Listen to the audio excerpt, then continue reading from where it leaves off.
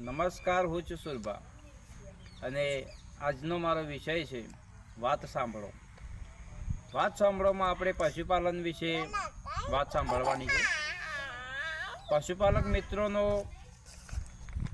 મોટા ભાગના પશુપાલક મિત્રોનો એક જ વાત છે કે આ શેડ કે આપણે જે બનાવીએ છીએ તે શેડમાં તળિયાનો એક પ્રશ્ન છે કે તળિયું નાખવું કે ના નાખવું. મિત્રો, જે પગની જે તકલીફો થતી હોય છે પશુને, એના માટે ફક્ત ને ફક્ત આપણે એને ચાર ખાવાનું જ બનાવવું જોઈએ.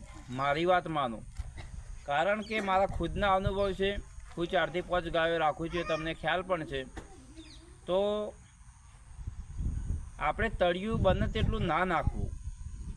જો તળિયું આપણે નહીં નાખીએ તો ગાયની અંદર ઓચળની તકલીફ, પગની તકલીફ, ઘણી વખત ગાયના ઓચળ ફાટી જતા હોય છે, એને બેસવામાં રપત પડતી હોય છે, બહુ મોટી તકલીફ થતી હોય છે ને ભવિષ્યમાં એને બીજી બધી ઘણી બધી બીમારીઓનો પણ સામનો, ધારો કે હાડકામાં ગાયને ઊભું ના થઈ શકવી, હાડકાની તકલીફ, હવે ઘણી બધી તકલીફોના લીધે. એટલે મારું કહેવું એવું છે કે ખેડૂત મિત્રો, પશુપાલક મિત્રો, જે લોકો સલાહની જેમને જરૂર છે કે તળિયા વિશે તમારી શું વાત કહેવી છે, તો મારી એક વાત સાંભળવાની અંદર મારું કહેવું એવું છે કે મિત્રો, તમે તળિયું ના નખાવો.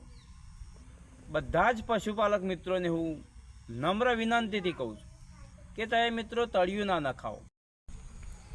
એટલે મિત્રો, તમે જો તળિયું નહીં નખાવો તો ગાયને પણ મજા આવશે, આનંદથી એ દૂધ દોવામાં બહુ જ મજા આવશે આપણને.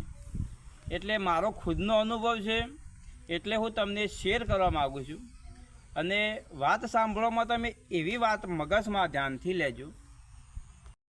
એટલે મિત્રો, આપણે તળિયું નથી નખાવાનું, ખાસ ધ્યાન રાખવાનું છે આપણે આ વાતને. એટલે મારી વાત સાંભળોમાં, સુરભાની વાત સાંભળોમાં એક નમ્ર વિનંતી કરું છું કે તળિયું ના નખાવતા. જય માતાજી.